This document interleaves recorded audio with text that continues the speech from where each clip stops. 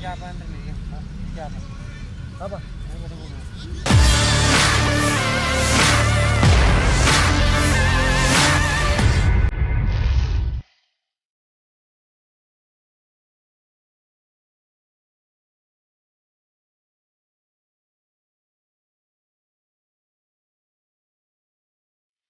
Everton Nascimento dipastikan berseragam PSM Makassar musim depan. Striker asal Brasil ini resmi memperpanjang kontrak selama 1 musim di PSM Makassar. Penyerang berusia 30 tahun ini memberikan kontribusi yang cukup besar di bawah Panji Pasukan Ramang. Media officer PSM Sulaiman Abdul Karim mengatakan Everton dikontrak 1 musim. Everton bermain di 33 pertandingan kompetisi domestik dan internasional. Di PSM Makassar, pemain bernomor punggung 10 itu mencetak 8 gol di Liga 1 dan 2 gol di pentas AFC Cup. Di beberapa laga krusial, Everton mencetak gol kemenangan bagi PSM. Salah satunya saat melawan PSS Sleman di laga pertama PSM. Everton mencetak gol saat perpanjangan waktu. Pemain berusia 30 tahun itu jadi penyelamat dan PSM menang 3-2 lawan PSS Sleman. Statistik pemain, Everton melakoni 29 laga dengan total mencetak 10 gol. Selain itu melakukan 49 shoot dan 29